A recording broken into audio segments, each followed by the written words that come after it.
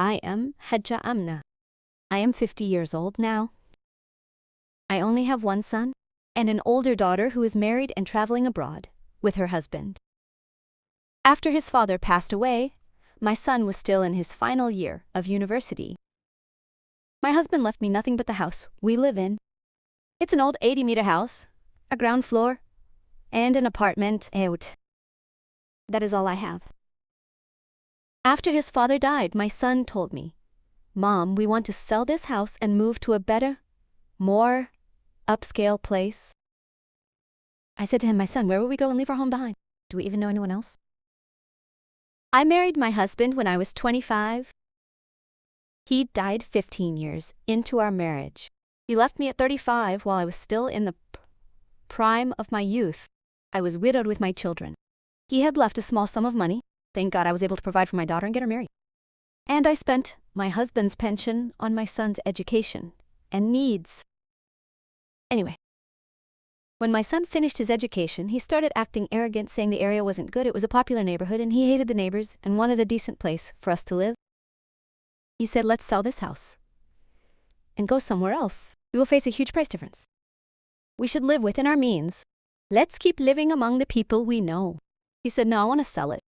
But if we sell and buy a new one, we will need to cover the difference. But you have gold, Mom. We can sell it and move. We'll buy in a better place." Anyway, I listened to what he said. I was pressured because he kept nagging me and causing problems every day. I went and sold the house for £400,000. He chose a house that cost around £500,000. I had 80 grams of gold. He took them and sold them, and he covered the house cost with the £500,000. The important thing is I had nothing left but his father's pension.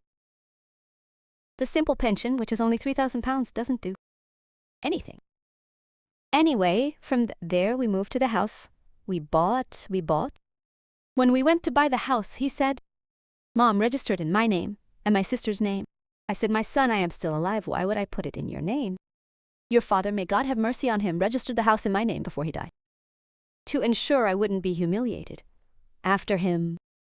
Also, when he worked and struggled to buy it with his own money from his travels and hard work, he registered it in my name so his relatives wouldn't inherit it and so I wouldn't be humiliated while I'm still alive or be belittled by you one day.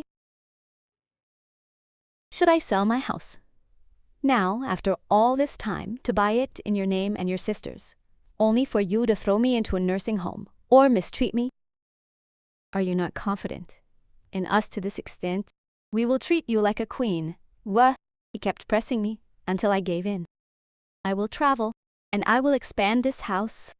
I will build an apartment on top for myself, and the apartment below will be for you and my sister if I inherit. And I will make an apartment for myself." I was carried away by the boy's words, and I went and registered the house in their names, my son and my daughter's name. A son's luck is written, it's not the same as a daughter's. Anyway, after I registered the house in his name, his sister's, and mine, I found he was treating me very badly after he got engaged and married. I found him saying to me, "Mom, the neighborhood is difficult, and my wife doesn't like this area. I want to sell this house and go buy a freehold apartment and you live with us. My son, are you going to keep moving us from place to place? Moving us from one place to another? My son, we already spent everything we had to get this house. Even this, we sold it. But the problem, Mom, it's not a problem. It's just that my wife won't be able to live in this area.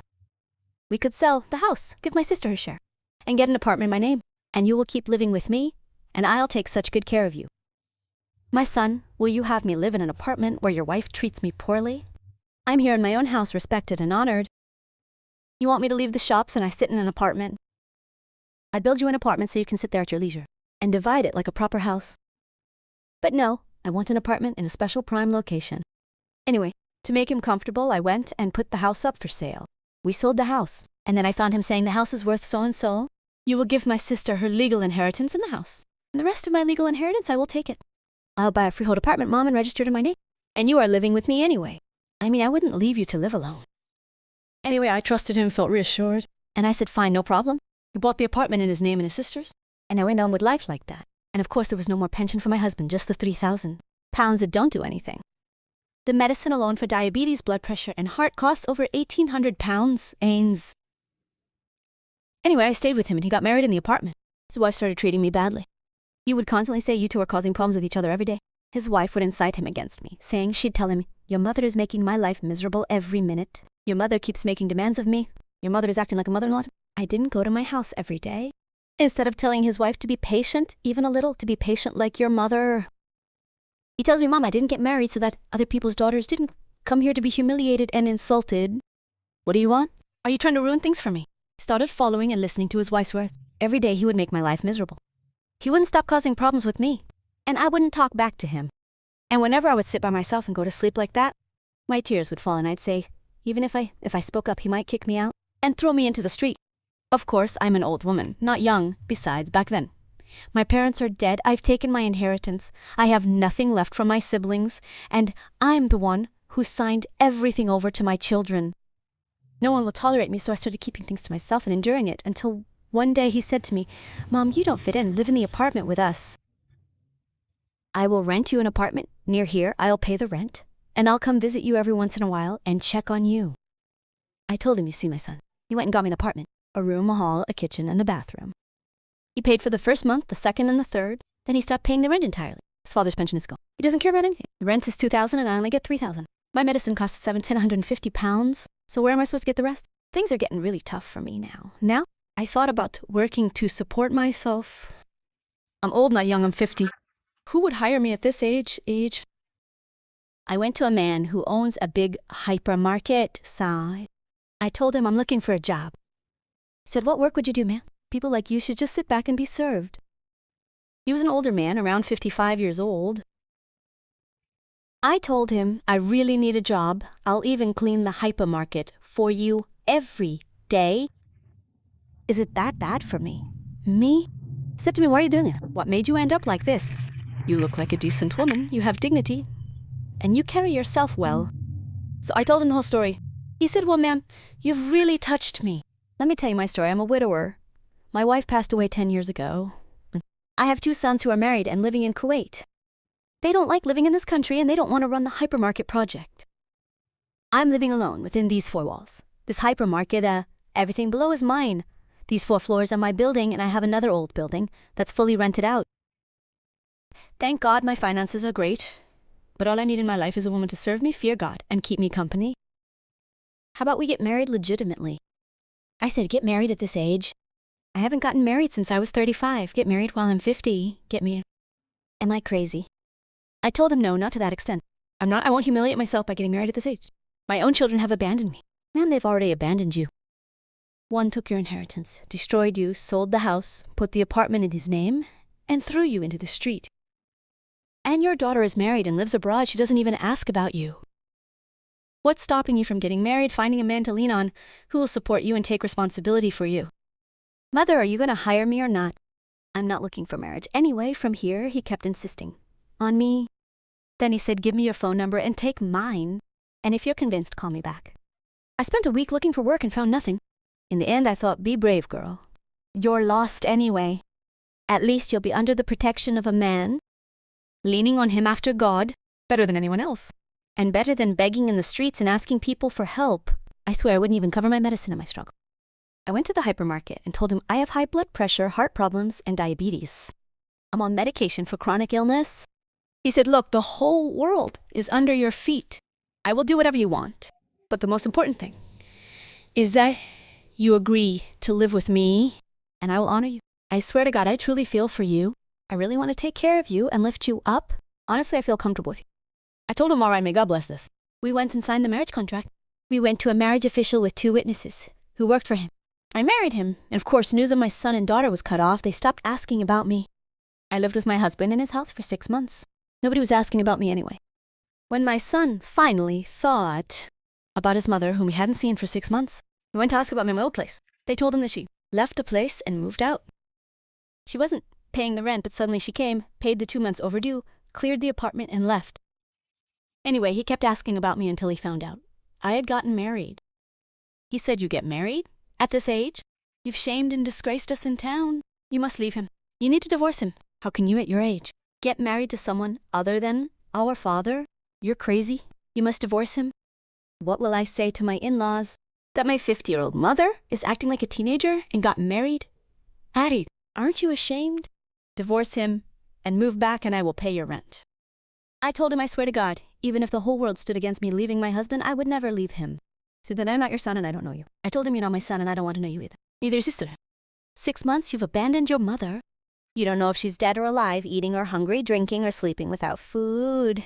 And you come now once you found me, in the care of a man who has lifted me up from the dust. He supports me and buys me gold. He houses me and covers me, gets me my medicine, and he gives me a dignified life. He takes me out and takes me where I need to go.